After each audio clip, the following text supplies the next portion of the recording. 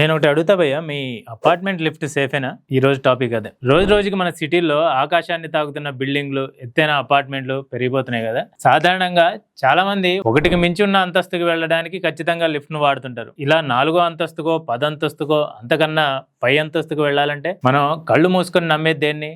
లిఫ్ట్నే కదా.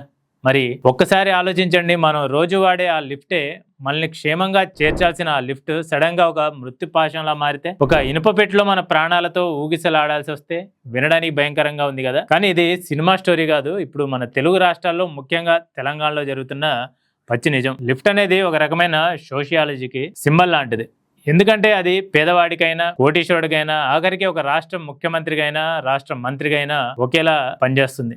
దాన్ని సరిగ్గా మెయింటైన్ చేయకపోతే నువ్వు ఎంతటి తోపు అయినా సరే అది నిన్ను అస్సలు వదిలిపెట్టదు. సామాన్య పసిపిల్లల నుంచి రాష్ట్ర మంత్రుల వరకు ఈ మధ్య వరుసగా జరుగుతున్న లిఫ్ట్ ప్రమాదాలు చూస్తుంటే మన గుండెల్లో రైళ్లు పరిగెడతాయి. అసలు ఈ ప్రమాదాలు ఎందుకు జరుగుతున్నాయి? దీని వెనుకున్న నిర్లక్ష్యం ఏంటి? మనల్ని మనం కాపాడుకోవాలంటే ఎలాంటి జాగ్రత్తలు తీసుకోవాలో ఈరోజు కంప్లీట్గా ఈ స్టోరీలో తెలుసుకుందాం. చాలా ఇంపార్టెంట్ వీడియో ఇది, లాస్ట్ వరకు స్కిప్ చేయకుండా చూడండి. నేను ఇందాకే చెప్పాను కదా, లిఫ్ట్ ఎవరికి డిస్క్రిమినేట్ చేయదని. దీనికి బెస్ట్ ఎగ్జాంపుల్ రీసెంట్గా కరీంనగర్లో జరిగిన ఒక ఇన్సిడెంట్. తెలంగాణ మంత్రి అడ్లూరి లక్ష్మణ్ గారు ఒక ప్రైవేట్ హాస్పిటల్లో ట్రీట్మెంట్ పొందుతున్న ఒక రైతును పరామర్శించడానికి వెళ్ళారు. అంతా బాగానే ఉంది. ఆయన హాస్పిటల్ లిఫ్ట్ ఎక్కారు, అది పైకి మూవ్ అవ్వడం స్టార్ట్ అయింది. కట్ చేస్తే ఒక్కసారిగా ఆ లిఫ్ట్ రోప్ తెగిపోయింది. అంతే, ఆ ఎలివేటర్ పైనుండి కిందకు ఘోరంగా క్రాష్ అయి పడిపోయింది. ఊహించుకోండి, ఒక రాష్ట్ర మంత్రి ఉన్న లిఫ్ట్ అలా కింద పడిపోతే ఎలా ఉంటుంది? అదృష్టం బాగుండి ఆయనకు చిన్న చిన్న గాయాలతో ప్రాణాపాయం తప్పిందనుకోండి, అదే హాస్పిటల్లో ఆయనకు ట్రీట్మెంట్ కూడా చేయాల్సి వచ్చింది. చూసారా, ఒక హాస్పిటల్ లాంటి పబ్లిక్ ప్లేస్లోనే లిఫ్ట్ మెయింటెనెన్స్ ఎంత దారుణంగా ఉందో. అది జరిగింది ఒక మంత్రికి కాబట్టి social media, main stream media coverage చేసింది. అందరూ దీని గురించి డిస్కస్ చేశారు. కానీ అదే కామన్ మ్యాన్కి ఇలా జరుగుంటే ఒక్కళ్ళు కూడా పట్టించుకునేవాళ్ళు కాదు కదా. అసలు ఆ ఇన్సిడెంట్ జరిగినట్లు కూడా ఎవరికి తెలియకపోవచ్చు. ఇది కేవలం హాస్పిటల్లోనే కాదు, మన నివాస ప్రాంతాల్లో కూడా ఇలాంటి దారుణాలే జరుగుతున్నాయి. వెస్ట్ హైదరాబాద్లోని పుప్పాలగూడ, డాలర్ హిల్స్లో ఉన్న గీతు అపార్ట్మెంట్లో కొందరు బీఆర్ఎస్ పార్టీ లీడర్స్ ఒక మీటింగ్ కోసం గ్యాదర్ అయ్యారు. మీటింగ్ అంతా ప్రశాంతంగా ముగిసింది. ఆ తర్వాత వాళ్ళంతా కిందకు దిగడానికి లిఫ్ట్ ఎక్కారు. అది 4వ అంతస్తు నుండి కిందకు వస్తుండగా సడన్ గా కంట్రోల్ తప్పి ఫ్రీ ఫాల్ అయిపోయింది. డైరెక్ట్ గా కింద పడిపోయింది. ఆ ఘోర ప్రమాదంలో 2 లీడర్ల కాళ్ళు పూర్తిగా విరిగిపోయాయి. లీడర్లు కాబట్టి ఇష్యూ బయటకు వచ్చింది. అదే నీలాంటి నాలాంటి కామన్ మ్యాన్ అయితే ఆ బాధ వర్ణనాతీతం కదా. ఎవరు దానిపై క్వశ్చన్ చేసేవాళ్ళు కూడా కాదు. కానీ అన్నిటికంటే అత్యంత దారుణమైన, వినడానికి కన్నీళ్ళు వచ్చే సంఘటన గచ్చిబౌలి దగ్గరున్న గౌలిదొడ్డిలో జరిగింది. జార్ఖండ్ నుండి వచ్చిన ఒక వృద్ధ దంపతులు అక్కడ మాహి ఉమెన్స్ పీజీ హాస్టల్లో వంటవాళ్లుగా పనిచేస్తుండేవాళ్ళు. వాళ్ళ దగ్గరకు వాళ్ళ 5 ఏళ్ల మనవరాలు బిస్తు ఘోష్ ఆడుకోవడానికి వచ్చింది. ఆ హాస్టల్లో ఉన్న పాతకాలపు గ్రిల్ లిఫ్ట్ దగ్గర ఆ పసిపాప ఆడుకుంటూ ఉండగా లిఫ్ట్ డోర్కు బయట ఉన్న గ్రిల్కు మధ్యలో ఆ పాప తల ఇరుక్కుపోయింది. ఆ లిఫ్ట్ అలాగే మూవ్ అవడంతో ఆ చిన్నారి తలకు తీవ్రమైన గాయాలై అక్కడికక్కడే ప్రాణాలు కోల్పోయింది.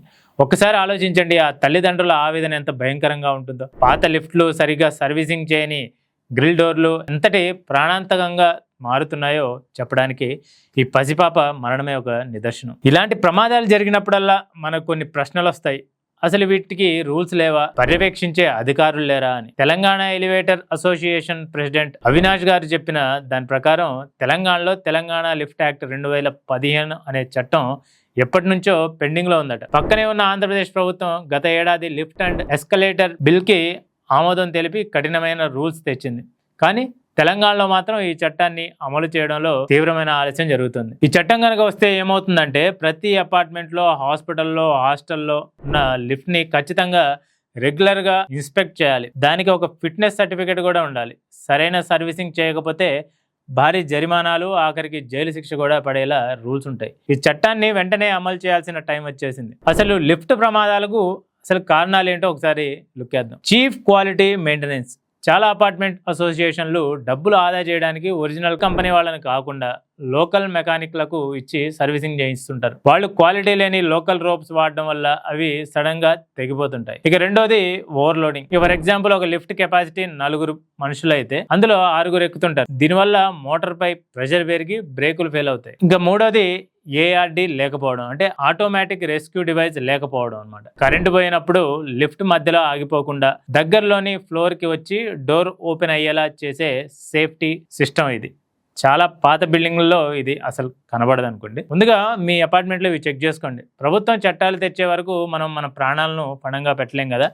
అందుకే మీ అపార్ట్మెంట్లో లేదా మీరుండే ఏరియాలో లిఫ్ట్ ఎక్కే ముందు ఈ జాగ్రత్తలు ఖచ్చితంగా తీసుకోండి. మీ అపార్ట్మెంట్లో ప్రతి నెల లిఫ్ట్ సర్వీసింగ్ జరుగుతుందో లేదో అసోసియేషన్ని నిలదీయండి. లిఫ్ట్ లోపల సర్వీసింగ్ కార్డు కంటికి కనిపించేలా ఉండాలి. 12 ఏళ్ల లోపు పిల్లలను ఎట్టి పరిస్థితుల్లోనూ లిఫ్ట్లోకి ఒంటరిగా పంపించకండి. ముఖ్యంగా గ్రిల్ డోర్లు ఉన్న లిఫ్ట్ల దగ్గర చాలా కేర్ఫుల్గా ఉండాలి. లిఫ్ట్ మూవ్ అవుతున్నప్పుడు ఏదైనా వింత శబ్దాలు వచ్చినా లేదా జర్క్ ఇచ్చినా వెంటనే వాడడం ఆపేసి మెకానిక్కి ఇన్ఫార్మ్ చేయండి. లగ్జరీ కోసం, కంఫర్ట్ కోసం మనం వాడుతున్న టెక్నాలజీ మన ప్రాణాలని బలి తీసుకునేంత వరకు నిర్లక్ష్యంగా ఉండడం అస్సలు కరెక్ట్ కాదు. ఎలివేటర్ సేఫ్టీ అనేది ఇకపై ఇగ్నోర్ చేయలేని ఒక పెద్ద పబ్లిక్ ఇష్యూ అయిపోయింది. ప్రభుత్వం ఇప్పటికైనా కళ్ళు తెరిచి లిఫ్ట్ యాక్ట్ని అమలు చేయాలని, కఠినమైన నిబంధనలు తీసుకురావాలని డిమాండ్ చేద్దాం. మరి మీరు రెగ్యులర్గా వాడుతున్న లిఫ్ట్ కండిషన్ ఎలా ఉంది? మీరు ఎప్పుడైనా ఇలాంటి లిఫ్ట్ భయాలను ఫేస్ చేశారా? కింద కామెంట్ బాక్స్లో మీ ఎక్స్పీరియన్స్ని షేర్ చేసుకోండి. ఈ వీడియో ప్రతి ఒక్కరికి అవేర్నెస్ తెచ్చేలా ఉంది కాబట్టి మీ అపార్ట్మెంట్ వాట్సాప్ గ్రూపుల్లో, మీ ఫ్రెండ్స్ అండ్ ఫ్యామిలీ గ్రూప్స్లో షేర్ చేయండి. వీడియో నచ్చితే లైక్ కొట్టండి. ఇలాంటి మరిన్ని ఇంట్రెస్టింగ్ రియల్ టైమ్ ఎక్స్ప్లెయినర్స్ కోసం మా ఛానల్ని సబ్స్క్రైబ్ చేసుకోండి, మర్చిపోకండి. మళ్ళీ మరో ఇంట్రెస్టింగ్ టాపిక్తో మీ ముందుంటా. This is Riaz signing of.